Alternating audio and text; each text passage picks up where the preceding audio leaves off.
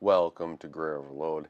And we got the Qualcomm chips out, and the laptops are out. They're costing between like what $1,200 to $1,800, someplace in there, depending upon the specs. And the Qualcomm X Elite or Elite X or whatever it's called seems to be a okay product. I wouldn't call it great, good.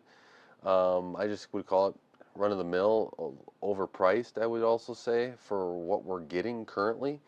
And that's because I think there needs to be a little bit more work done. I would like to see these prices probably in the $700 to $900 range. That's probably where they should have been. And for those people that want to jump into the product and be able to test it out and work and report bugs, I think that would be a better option than what Microsoft and Qualcomm did with these PCs. Microsoft's been putting a lot of effort to get ARM or Windows running on ARM, and doing it this way and still having issues where there's crashing. If you're going to do the gaming on there, gamings aren't running well or not working at all.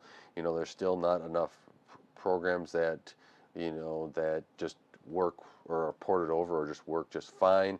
There are certain applications that crash. Now, maybe if you just run some of the more basic stuff, it's probably might be fine.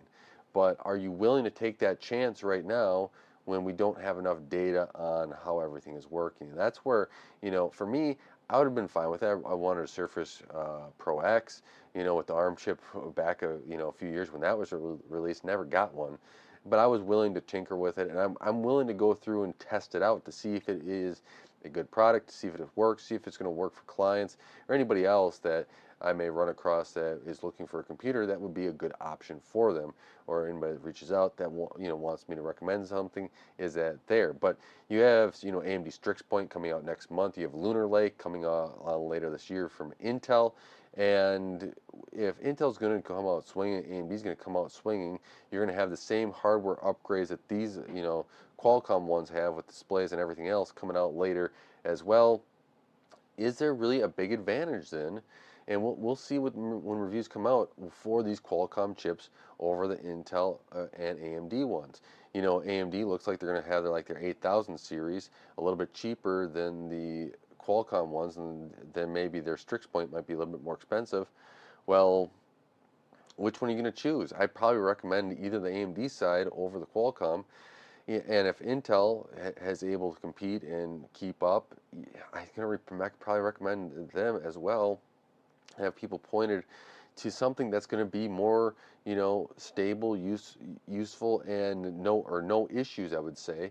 So, because you don't want to have a call saying, why doesn't this work? And find out that it's just the processor. So, for me to go through and do this and look at these and be like, what is going to be the selling point? I think that, Qualcomm, Microsoft need to get out there and cut these prices a little bit, get it in the hands of users, and get bug reports back, especially for those people that are willing to tinker, willing to try to figure stuff out, so that you get the emulation layer when it has to rely on that a lot more stable and running as best as it can, so that you can take upon Microsoft can take upon itself to be able to get these ironed out. The high goal that they had of 50% market share within 5 years, I think was a wrong approach here. Microsoft has a lot of wrong approaches in my opinion, but what they should have done instead was saying, how do we start to transition, be able to build a product that people and consumers are going to want to go to and want to look forward and saying, this is going to be a great device. There's no battery sip when the laptop's closed. It's just going to stay basically at the same battery the whole time. X86 has that kind of closed covered drain that we all wish that would go away. X86 is still working on it, but it's not like ARM chips have been, especially in phones. They could have built this up as a product to saying, it has these benefits, we're working on it, and in 3 years they could have said, we expect in 4 or 5 years that we're going to have 50% market share from these ARM products. And I think that would have been a much better option for especially Qualcomm and Microsoft to take, because if it looks like it could be a huge disappointment, that's going to kill morale on everything else, and maybe even kill off how consumers view this product. Maybe it's a product just to avoid, even if it does get cheaper. So I'm here willing to take out and look to see what's going on, and I always want more competition, so I hope that more competition gets out there but I'm not going to sit here and just hold my breath hoping that it's going to get there. And we will see how it all rolls out, how it all gets done. But once these other AMD and Intel laptops gets out, hopefully it's kind of the same form factor so we can have an apples to apples comparison. I want to really see how these differ. How much difference is there with the same specs, battery and chassis? How does that same type of cooling? How is that?